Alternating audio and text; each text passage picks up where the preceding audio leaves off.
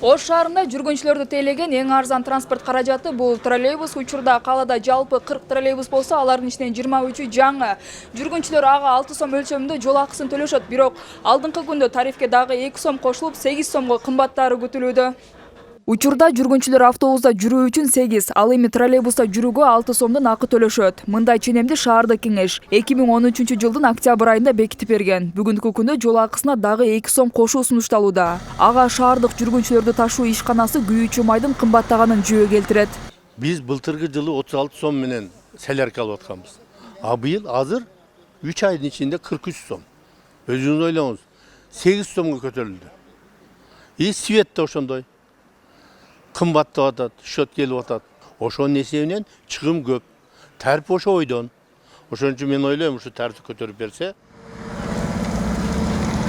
Ошондой эле окуучуларга да мурункудай 1 сом эмес 5 сомдон жол кире төлөө сунушталууда. Бирок жүргүнчүлөр жол акысын көтөрүүгө каршы экендигин айтып жатышат. Анткени коомдук транспорт каражаттарын колдонгондордун басымдуусун карапайым калк түзөт. Жол кирени көтөрүү алардын капчыгына оор келет. Студенттерге эң ыңгайлуу маршрут троллейбус да. Кенен кесир, жерде жетишет. Анан биздин суранычыбыз бар, троллейбустар 8-гече эмес, хотя бы 10-гоче каттатса, студенттерге кыйла жеңилдик болот деген оюм бар да. Мына соляркада жүрө турган машиналар солярка көтөрүлүп кеткен, ого карап көтөрсө керек. А так троллейбустар менимче 6 сом нормально эле. Анан окуучуларга десеңиз 1 сомдон дейсиз. О 1 сомду бербейм деп, качып кетем деп, аркадан качам деп жыгылат, башка болот он. Окуучулар 1 сом өзү нормально болсо керек, ошо төлөп турсачы.